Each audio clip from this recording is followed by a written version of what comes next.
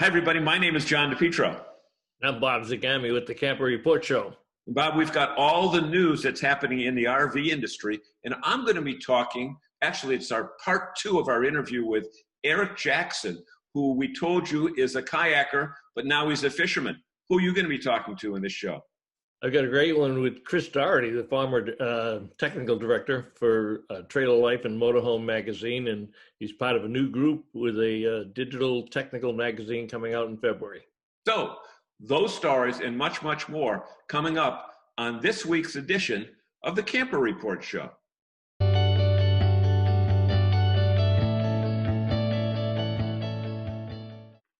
And welcome back to the Camper Report Show. My name is John DePietro. Bob Zagami is here as well. But before we go into all the news for the week, we want to tell you that if you like what you see, just hit that subscribe button down the bottom right-hand corner of the screen, and then every time a new show comes out, you're going to be notified. Now, Bob, there's a lot to talk about with growth in the camping side of the RV industry. Tell us what you know about that.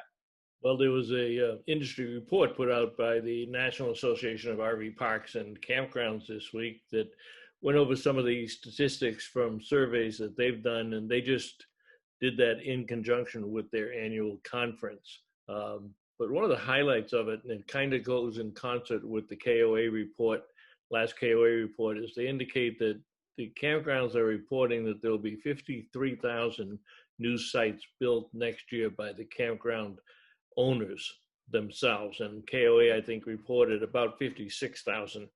Right, and that's existing campgrounds that are expanding, because there was a lot of talk that so many of the campgrounds that are already in operation, especially those that might be over 20 to 25 years old, have already expanded to the limits that they're able to do so. But that's good news, because this year everyone is saying that, well, actually they're saying now for next year to reserve your spots early so that you're not shut out of those July and August weeks. Yeah, one of the statistics that they gave was that about 40%, I think it's 40%, over 40% of the campgrounds that were reporting that they were either going to build a new park or expand the current park that they have. That's a pretty high number, and it's really impressive when you think that they're coming off of a pandemic year where many of them actually did about the same as they did in 2019, despite the pandemic. And some also, went down. I'm sure that was geographical based on where the pandemic hit and what the state regulations were. But it's also indicative of the feedback that we're getting in the number of RVs that are being sold. Those people are going to want to go camping somewhere, and it looks like the campgrounds are going to be responding. Yep. And in order for them to go camping and find out the unit that they want to buy, they've got to go to the RV shows that are happening, or that usually happen between the first quarter of the year. And we've got a report that the Florida RV show, one of the biggest in the country, is still on for January 13 through 17. So people need to make the reservation, make their plans early to go to that show, and the public days are still as planned. Yeah, the only change they made on that was they eliminated Industry Day on Tuesday. So the public day opens up on Wednesday through Sunday. And that's an important factor, but they said that the manufacturers themselves and the dealers wanted a little bit more time to set it up appropriately for the social distancing and for the precautions that the state of Florida wants them to take for an open air show. So it'll still be a great show, and it's always the bell ringer. So we're looking forward to it. And it said that they will be, masks are required, and temperature checks will be taken throughout the time. So again, they're doing their social distancing. The other good news that we have is that our friend Al Robinson from Great Canadian RV up in Ontario was just named the Canadian RV Dealer of the Year. And you remember when we talked to them back in March, when the program RVs for MDs was just starting to take hold in North America. They were very instrumental in getting that started. Yeah, we talked to Stacy Robinson at that time, his wife, and they had a good program, and that was part of the reason why they won. It's also a long-standing dealership up in Canada. and very well earned. Great. So, folks, that pretty much gives you a wrap on the news. Stay with us. We'll be right back.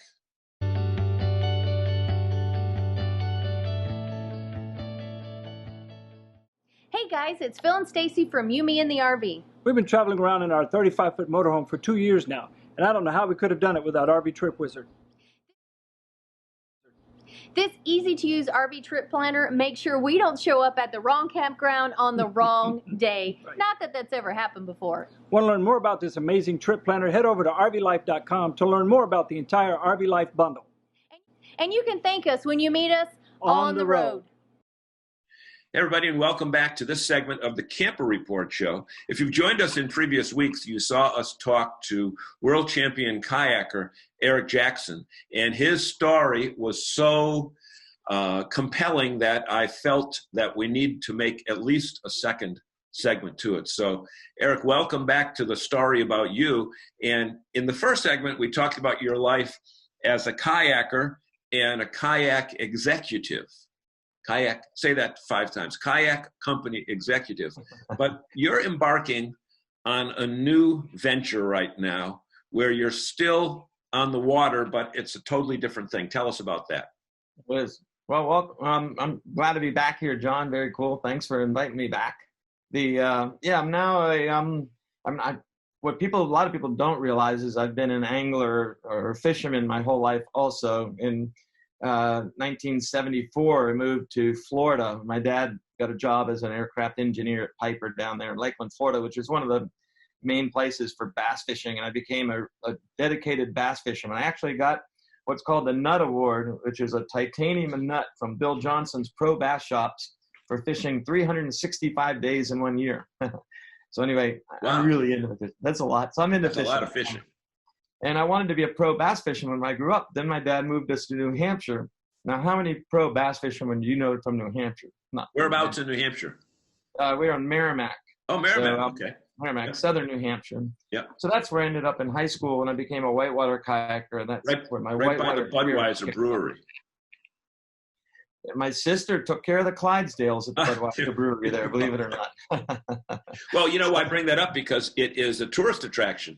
In Southern New Hampshire, one of the big ones is the Clydesdale at the Budweiser brewery. And since this is an RV show, for any people that are traveling the Northeast and are looking for a unique venture, it might be closed during COVID, but when this whole thing is done, any of the Budweiser facilities throughout the country that one in particular is cool because you can, the Merrimack, New Hampshire one is cool because you can check out the Clydesdales. And my sister used to take care of them years ago. So anyway, pretty cool spot. But so you moved to New Hampshire? Yeah, I moved to New Hampshire, became a whitewater kayaker, and then so my fishing career took a hiatus. But I started making fishing kayaks at Jackson Kayak in 2011 when I made the first whitewater bass fishing kayak, believe it or not. It's a river fishing kayak. And when I made that kayak, I said, well, I need to promote the kayak. I need to have a fishing team. So I created a kayak fishing team for Jackson Kayak. And of course, I had to put myself on the team because that's what I do, right? So I was the first team member, and I started my career, and then we started sponsoring TV shows and other people. And one of the guys I sponsored, Charlie Ingram, was a pro bass fisherman, and he started slowly introducing me back into that realm. And then a few years later, I tried out for the FLW tour. My first year didn't make it. Second year, I qualified for the FLW tour 2016 and been on the team, or 2015, been on the team for 5 years, or on the FLW tour, for 5 years. Now, when you say tours, it's kind of like NASCAR, different than NBA, but kind of like NASCAR and PGA because you're going to a different venue each week. You're That's not right. staying in one place and doing home games and away game. Everything's an away game with you guys. Everything's an away game. How has the RV or living in an RV facilitated your lifestyle, if you will, that you're not going, you're not flying home for 2 days in the middle of the week and flying out because with the fishing, you're not in major metropolitan areas. Yeah, sometimes you are, but you're in So the traditional tournament bass fishermen, they'll get a group of guys together, or gals, mostly guys, but they'll go and they'll rent hotels, the same hotel, and they'll caravan, or sometimes they'll rent houses. But it's a real challenge, the lodging, when you go to a place, because the tournament itself is a 1 week long event. Yeah. And then so it's basically 4 days, plus you have training. You want to get there early. You have to stay the day after. So you're looking at a 10-day period. 10 days is a long time to spend in hotels. It's a lot of money. And it's not really fun to stay in hotels. I don't think for 10 days. I don't like staying in hotels at all if I don't have to. So the RV, number one, and so there's Eric Jackson on the RV, on the FLW tour, and then there's almost everybody else. So now there's more people with RVs. The way it works is I'll leave here, pack up the RV, and then my bass boat is behind the RV, and it tows it like amazingly well. And except for the one time my dog drove it into the water, it works really well in the boat ramp too. So all I do is I just show up to the boat ramp, wherever it is I want to train on the lake when the training starts, and I close the blinds. I hang out at the boat ramp, because at boat ramps, you can be there 24 hours a day. If that makes sense. You're allowed to night fish, for example. So you can generally park an RV at a boat ramp, a public boat ramp. So I just park the RV, get up in the morning, drop my boat in, pull it up to the side. My dogs can hang out there. They have water and whatever. And then when I'm done fishing, I just circle around, pull my boat out, and I'm right there. It's like unbelievable. And then, of course, when I want to go to the next event, it's just off you go. There's no logistics moving out of a hotel. Oh, by the way, get this. You have to charge your bass boat every day because you use the batteries, right?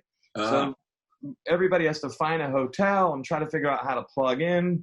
All I do is run an extension cord from my outdoor plug, turn my generator on, and in 3 hours my bass boat's charged without moving anywhere. That part is like game changer. Yeah. You know, you're a driven person, and there are a lot of people that are watching this right now that are saying, I would love to do what he's doing, but they don't have, or they think they don't have the ability to cut the cord from corporate America. I mean, you're not a hermit. You don't live out in the middle of nowhere. Well, maybe you do, but you're not a hermit. You know, from that perspective, talk to those people that are saying, man, I would love to do what you're doing, Eric Jackson, but I've never found the time. This was not a long-term plan for you. Your wife kind of, literally said, we either get an RV or we get divorced. Is that sort of kind of what it was? Yeah, back in 1996 and early 97, we were struggling with our marriage, mostly because I needed to travel for my work, which was my kayaking, and I didn't have money for them to come along, not to mention the kids had to go to school. So the whole moving into an RV thing, homeschooling the kids, that was a big move for us. And it's kind of decision I can make pretty easily, but like you said, not everybody can get to that decision quickly. And the main reason they can is you ask all their friends, what do you think? And people be like, how are you going to do that? That's never going to work. I don't know anybody else that does that. And then all the advice people get is pulls them away. Would you agree with it? That's kind of ridiculous to ask somebody for advice that they've never done what you're asking them. Can you do? And that is the number one thing I've been lucky enough in my life to figure out is if you want to do something unique, if you aspire to doing something unique and something different, don't ask for advice from the people that care about you, because the people that care about you are going to try to guide you down a straight and narrow path that they've seen it's worked over and over, that everybody they know does that works. They're not going to send you on a path that they've never seen happen before. So you're not going to do anything extraordinary by following other people's advice. Basically is the way I've figured out. So RVing is actually one of the easiest things to do. If you can own a house, if you can own a single wide trailer, if you can live in a single wide trailer or a ranch or a 2-story house or a big log house, well, you can definitely live in an RV. Why? Because it's easier in every way. The amount of things you have to manage, just the simplicity is unbelievable. The amount of things, we have what's called 15 minutes of cleaning. We do it every day. What is 15 minutes of cleaning? That's where you clean the entire RV and it's spick and span. Everything's organized. Everything's put away. You wipe everything down. 15 minutes. This house here, it's like 15 hours, right, to accomplish the same thing. So it's easier. That's my advice to anybody out there. It's easier to be in an RV. And the hurdles you have to overcome are, number one, the first time you get behind the wheel, if you've never driven something large like that, you're going to be scared. But have no fear. You start off on some roads that are low traffic and whatever, and give you plenty of room. You will warm up to it really quick, and your learning curve will be really steep. And then all of a sudden, you're really comfortable. And if you don't believe me, next time you pass an RV, look in the window, you'll see some 70-year-old lady going like this with one hand on the wheel, and you're like, what? How does she do that? It's like, how does she do that? Right. Now, interesting. One of the other passions that RVers have outside of freedom is traveling with their pets. And right behind your left shoulder, there's a very integral part. I mean, you have two of them there, Dalmatians, right? I do. We've always had Dalmatians. This is Bodie, and we have Roxy, the other one. She's not in the room right now. They're 14 years old, and give them, because he wants to go take a walk. Anyway, they're 14. He's 4. The other one's 14. Before that, we had Pebbles and Target, and they were our first RV traveling dogs. Unbelievable. And here's some things these dogs know. Now, every dog breed is different. But my daughter and son-in-law have dogs. My son has a dog. We travel on RVs. That's Rio, that's son-in-law's dog. Dogs know when you're about to leave. If I put anything in the RV, those dogs are sitting there by the door. They want to go in the RV. They don't want to stay home. They want to go. Number two, when you're at a spot, let's say you stop at a Walmart and you get something and you let the dogs out, they know that RV is not going to be there long. It doesn't take them long. You walk them a couple times. Next thing they're like, I got to stay close because stay close. That RV is going to go. And it's amazing how they adapt right away and they become really great traveling pets. Now cats, I don't have any experience traveling with cats, but I know some people that do. They seem to think it works great too. But for sure, I have a lot of experience with dogs, and all I know is that the dogs prefer the RV over the house. Now, on your YouTube channel, you have lots of videos about kayaking and fishing and RVing and that type of thing. I know the RVs are stars of several of your videos. In fact, your RV, your Safari Simba that you had is the reason we got to know you, because you were putting the boat into the water on a boat dock. And tell us what happened after that. I don't want to spoil it for those that aren't aware of it. Yeah, so, I backed on a boat ramp. I backed my RV with the boat. And then the objective, of course, is you get the boat in the water, then you push the boat off, jump in, park the boat, get rid of the RV. Well, in that process, the RV all of a sudden was in reverse and trying to run me over. And it's like, what the heck is going on? I looked and literally I had to jump out of the way. And the RV's just going right in the water in a boat ramp. I managed to jump in and get inside as quick as I could, hit the brakes. And there, Bodie, the dog you just saw, was cowering under the passenger seat like he knew he did something wrong. And what he did wrong was to jump on the windowsill to look for me. And what's on the windowsill on that particular RV? But the transmission buttons. And it's just simple push button. And he decided he would try the R button, apparently. Or N, one of the two. No, the reverse lights went on. It was the R. Oh, the reverse. The reverse lights. It didn't slowly roll in. It rolled in under power. Yeah, exactly. So I take it you have no problem at all condoning an RV lifestyle for the family like yourself. Like you said, you had very young kids and 2 dogs and a wife, and you hit the road without a ton of research. And then as you progressed from RV to RV, you refined what your needs were. But you said you had 7 RVs so far? Yeah, we've had 7 different Class A motorhomes, and we've done some different things. And we always toy with the idea of maybe we should get a smaller RV that we could use in more situations, off-road and whatever. So far, we've always got them like 36 to 40 feet long. It's nice having that space. It's just, anyway, with slide outs, the whole deal. We we've done gas and diesel. Both have advantages, and they're both awesome. For us, we know what we want. The last two have been toy haulers, and that's kind of interesting. Toy hauler meaning there's a garage in the back. Yeah. It flips down. It's a pretty epic thing to have. I think we have a lot of toys. I put my kayaks in there, put my fishing stuff in there. It's like a garage. It even has a gas pump, so I literally can fill up my bass boat with not fill it all the way up, but I can put gas in my bass boat with the RV. It's like unbelievable.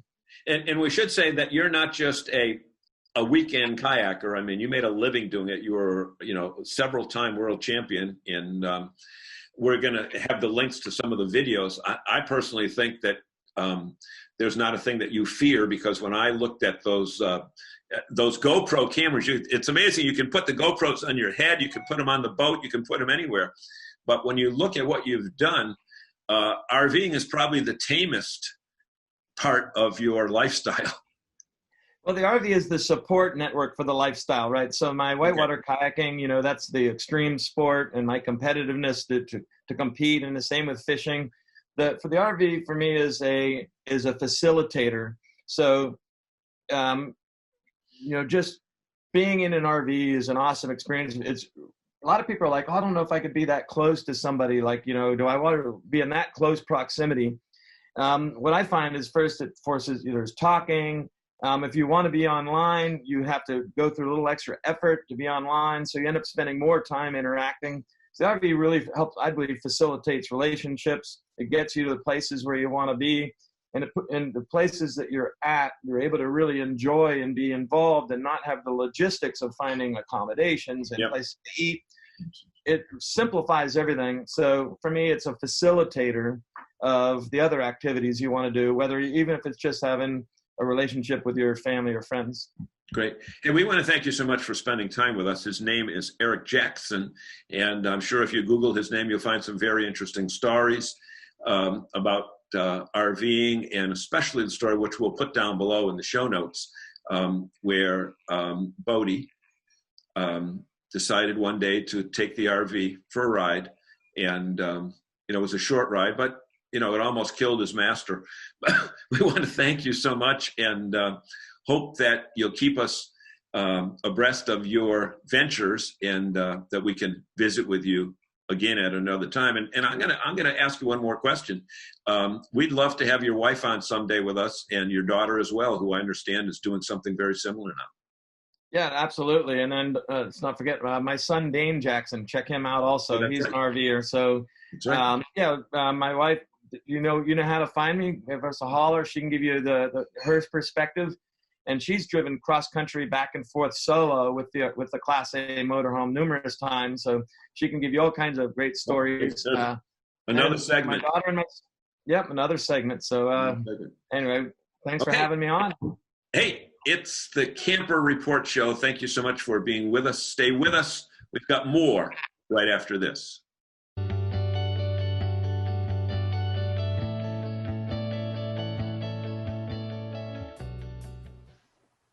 Okay, welcome back to the Camper Report Show, and my guest today is Chris Dougherty. And Chris is a longtime friend and technical expert in the industry, and was most recently the technical editor for Trailer Life and Motorhome Magazine. But you're on to some new adventures, Chris.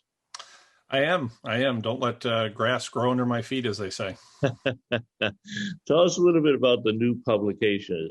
It's exciting. We mentioned it when you put out the press release a few weeks ago, but I think people are really going to gravitate to this. Yeah, it's going to be a lot of fun. It's called RV Enthusiast, and it's more of a tech-centric magazine than most of the other products, or pretty much any of the products that are out there today. And the idea is a lot of people purchase RVs, whether they're new or pre-owned, or they have an older one already that they want to maintain or they want to upgrade. We're going to be a very reliable source of information for doing those kinds of projects. So our team experience is very high. We've been around these things for a very long time, and so we're going to be able to bring you expert advice on how to not only own your RV and work on it and purchase it, but to maintain it so that you get the best value out of your investment. You kind of got like a who's who in the technical world of the RV industry. It's really quite a lineup. Tell us quickly who your other members are on the group. Sure. So our publisher is Bob Livingston, which so many people know as the former publisher of Motorhome and Trailer Life. Bob was hired into the industry in 1971 by Art Rouse at Motorhome and Trailer Life, and so he's been here he's been in the industry 49 years and is currently a full-time RVer. Has always gravitated toward the tech side and even owned an RV dealership for a time. So he's been really in it. Our editor is Bruce Hampson, and Bruce is the former editor of RV Business Magazine. And he has a lot of years experience in RV journalism, as does our technical editor, Chris Heemer, who was also technical editor at one time of Motorhome and Trailer Life. And Chris has spent a lifetime of work in the automotive space, automotive journalism, and so comes with a lot of that experience. Our social media manager is Jim Mack. And Jim comes to us from Keystone RV. He was formerly the head of marketing over there, and then Monaco Coach Corporation before that, and Trailer Life and Motorhome before that. And then Sue Seidlitz comes to us also from Motorhome and Trailer Life, handling our sales team, and then myself. So we've been around a bit. I started RVing when I was 3 years old back in '73, and I've been with it ever since. I'm a certified technician. I was a full-time RVer for 10 years and still do RV. I own 2 RVs, as a matter of fact, now, and enjoy working on them and teaching people how to use them, and technicians how to work on them, things like that. So it's a lot of fun. So I knew Art Rouse. Does that make me an old man? I think it might a little bit. But let's seasoned is the best way of looking at it. I think he was the very first to have an RV publication, wasn't he? It was wasn't Trailer Life. It was I forget the name of it, but yeah, he had to be one of the first. He bought it. Yeah, he didn't. Yeah. He didn't start the magazines, but he purchased them, and then wound them into the club, Good Sam Club, that existed for a long time, and then it turned into a partnership with Camping World, and everything kind of came together with all that in the affinity group. So, despite the fact that you've got a mature team that certainly knows the industry, you're going to be at the leading edge of the technology spectrum. It's only going to be a digital magazine. We certainly have a digital audience and a very astute digital audience, especially with the number of new first-time buyers coming into the industry. How do you handle, or how do you think you'll be able to handle the amount of misinformation that is out there for consumers today? You know, those of us who follow the social media spectrum. I mean, sometimes you just cringe when you see some of the information. I know it's well-intentioned, but these people are not technicians. They have not been trained. They have not been certified. How do you get over that hump? Because you're going to be right out there in the middle of all of them. So that's a great question, Bob. And that is at the heart of what we're doing. There is a need for good sound technical information out there, and that's where we come in. Certainly, Bob and I have a lot of hands-on experience in the RV space, both from an industry standpoint as well as actually being RVers for a long, long time. We also have the connections and the contacts in this industry, and I go through a lot of remedial training as a certified technician, and I'm still out there, my hands on the equipment. And so what we're going to put out as far as information is concerned is going to be the best sourced information you can find. We have started working with some partners in the industry to develop product, develop articles and things like that, where we're going right to the source. and we get the technical information, we can bring it back here. We're great at answering questions, technical questions, things like that. And if we don't know the answers or don't have them, we have a huge online database here that I've developed over the years with all kinds of technical information. If I don't have the answers here, I know who to call to find the answers, as does Bob, and that's going to be paramount here.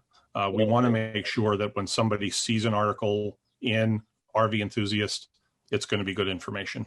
Yep, and I know you've got all the right resources for that. Sometimes when consumers hear the word technical, certainly for John and I, because we're not technical at all. That's not our specialty. But when they hear technical, they think about the very complex things, working on an engine or a drivetrain or something much more complicated. But the fact of the matter is about 80% of the issues can be resolved rather easily with the right kind of training and the right kind of guidance. But the other aspect I think that you're going to be getting into is product reviews, because the other misnomer on the social media side is a lack of understanding of tires, how to take care of the tires, how to, what's a proper tow vehicle. And I know you've done a number of product reviews in your career. Is that going to be part of the process also? Because people have to understand it's too easy sometimes for a salesman to tell you that the trailer or fifth wheel that you're looking at can be towed by your truck without talking about safety. And as we always say, it's not about how much you can tow, it's about how quickly you can stop. How does that work into your game plan? Well, that certainly does. And on a couple of points there, I'd like to elaborate on. First of all, yes, product reviews, we're absolutely going to do that. And product installs. So we're going to cover, how to install certain products. And there's products that have been in the RV industry that are foundational. They've been here for a long time. People put them on every RV they own over the course of time. And so we like to review those kinds of things. And then there's newer stuff that comes out all the time. The RV industry is very entrepreneurial. And so there are a lot of people who invent things and come into the space and want to get them out there.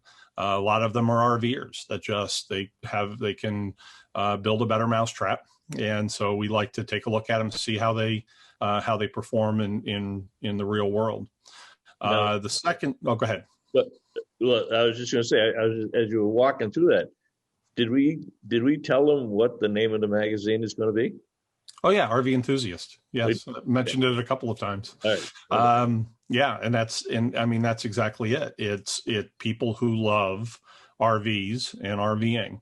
And again, we're focusing more on tech. The lifestyle that we're going to do is going to tie into the tech.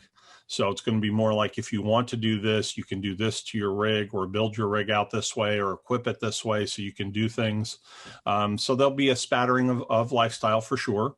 But again, we're trying to help people with the equipment. It's so you can really enjoy it and get the most out of it.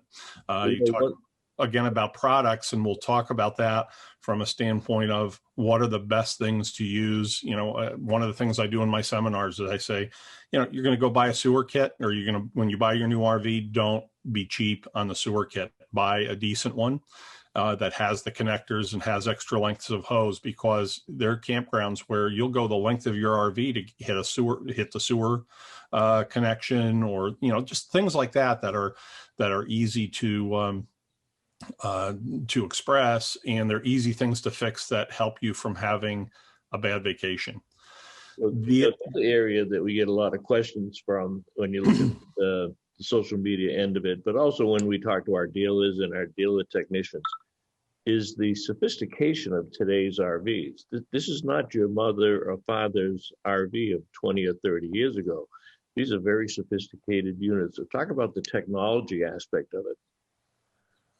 So, yeah, definitely RVs have been progressing quite a bit in the last 15 or 20 years. We've seen a lot of technology start to be built into them. And a lot of RVs today are internet connected, accessible globally. And that's and sometimes that's a bit of a learning curve for people. So we like to cover that kind of technology, but not only is it can be a learning curve, but it's also very convenient and offers features. These systems offer features that make the RVing experience much easier. So if you're even going on a short trip, sometimes setting up a travel trailer can be involved. It can take some time to get it done right. You're going to level it and then stabilize it, whatever else. And now there's RVs where you do it all off of your smartphone. RVs are much friendlier in cold environments today. A lot of RVs are being built as quote unquote 4-season units. While there isn't a standard necessarily for what 4-season means, it does mean they're better insulated and they will handle the winter cold a lot better. And I spent 10 years as an RVer, and most of my winters were still spent a good portion of the winter up here in New England. And so I'm used to, RVing in cold temperatures. I used to have a temperature recorder on my coach, and the coldest I ever got was 26 below, and didn't freeze up. So yeah. Yep, and over in Stanfordville, New York, up in the mountains. So, yeah, it's possible to do it, and you use a lot of energy when you do that. But that also ties into being able to do it safely. So, when I talk about winter RVing and prepping your RV for winter, I spend a lot of time on safety, which we will do here. Safety is our friend at RV Enthusiast, and so. If you're using your RV in winter, you're going to use a lot of energy, right? You're going to use power, you're going to use fuel. And that's there's certainly safety concerns along with that, carbon monoxide, things like that. And then everyday RVing, we're going to take a lot of cues from the RV Safety and Education Foundation.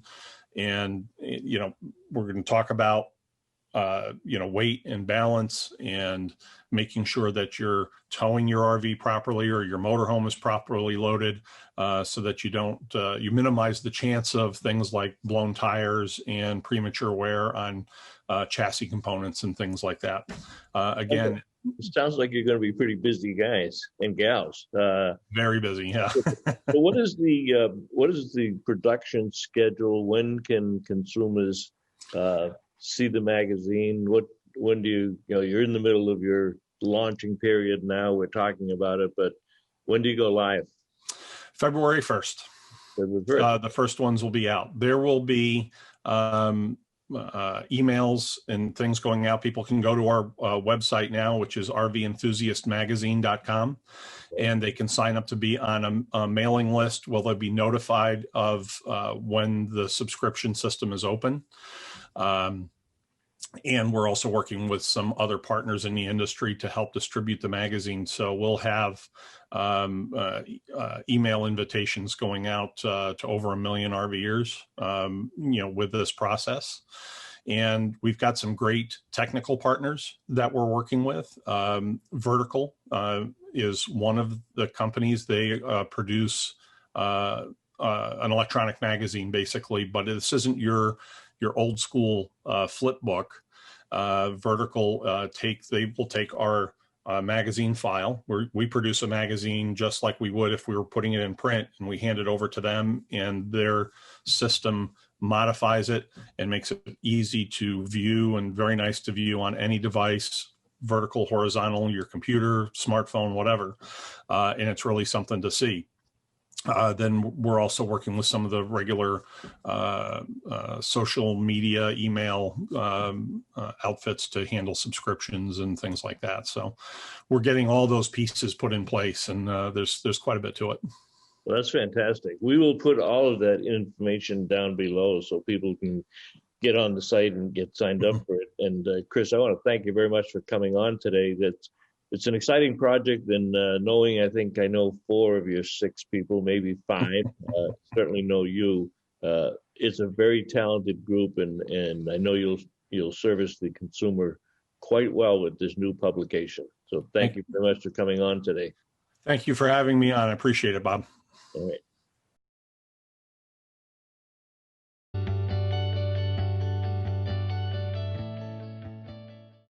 Thank you for joining us on the show this week.